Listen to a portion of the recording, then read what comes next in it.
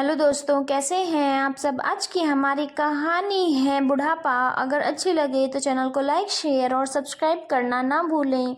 जब से लाठी पकड़ी है हाथ में तब से घर में ही कैद हो गए हैं आप। चलिए बैठ जाइए पीछे, मुझे कस के पकड़ लीजिएगा, गिरेंगे नहीं। मनोहर जी बोले, नहीं नहीं मैं नहीं जा रहा, तू जा। एक समस्या हो तो सुलझा लूं। पेशाब भी इतनी जोर से आती है और आधे घंटे में कपड़े में ही हो जाती है। वरुण कैसे वर्षीय पिता मनोहर जी बोले, पापा आप भी ये देखो, मैं बड़े लोगों वाले डायपर ले आया हूँ, इसे पहन लीजिए और चलिए। डायपर को मनोहर जी के हाथ में देते हुए वरुण बोला, नहीं नहीं मुन्ना लगाता है ये, वो क्या सोचेगा कि मेरे बाबा मेरे डायपर पहनता है। मैं तो घर पर ही सही हूँ, तू जा। जाऊंगा तो आपको लेकर ही। मुन्ना कुछ नहीं सोच रहा, 11 महीने का बच्चा जरूर ये सब समझता है। आप भी ना जाइए पहन कर आइए। तू नहीं मानेगा। नहीं, औलाद तो तू मेरी ही है। ठीक है रुक आता हूँ। मनोहर जी आ गए। ये तो बड़ा अजीब है रे। तो क्या हुआ, अब आप टेंशन फ्री होकर चलिए। मनोहर जी वरुण की बाइक के पीछे बैठ गए। उनकी छड़ी को उसने आगे रख लिया। कितनी जोर से चला रहा है, रुक जा मुझे डर लग रहा है। क्यों, मेरी उम्र में क्या आप खाली सड़क पर 20 की स्पीड में चलाते थे। मनोहर जी को मजा तो बहुत आ रहा था। ठंडी ठंडी हवा, चारों ओर पक्षी बोल रहे थे। साफ सूनी सड़कें। पता है रे, तेरी माँ को जब विक्की से बिठा कर ले जाता था इन सड़कों पर तो उसे इतना मजा आता था कि कहती थी थोड़ी देर और रुको ना। मैं भी जितेंद्र की स्टाइल में स्पीड बढ़ा देता था। तेरी माँ डर जाती थी, फिर तो सीधा घर जाने को बोलती थी। जाने कहाँ गए रे वो दिन, शायद इस जन्म में तो लौट कर ना आ रहे। और ना तेरी माँ। यह बोलते हुए मनोहर जी की आंखें नम हो गईं। अरे पापा जी लो फिर से वो जिंदगी, किसने रोका है। माँ नहीं है तो क्या हुआ, उनकी यादें हैं। संगी साथी बनाइए, पार्क जाइए। दोनों बाप बेटे तब तक पार्क पहुंच चुके थे।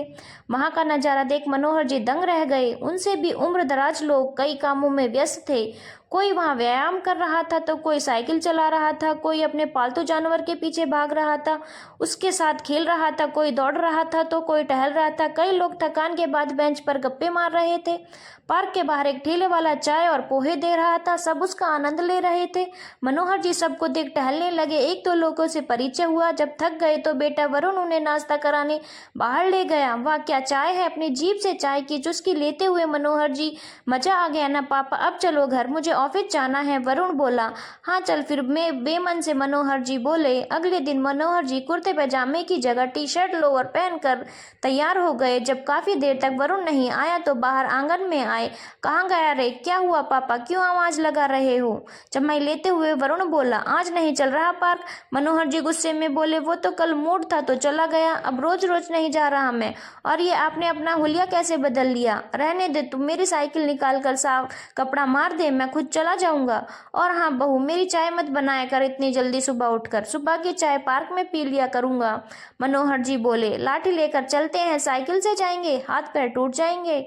वरुण बोला, वाह देखा मुझसे भी बड़े बूढ़े कैसे साइकिल चला रहे थे, मैं भी चला लूंगा, तू निकाल बस, है ही कितना 1 किलोमीटर दूर। मनोहर जी की बात सुनकर वरुण और बहू के चेहरे पर मुस्कान आ गई।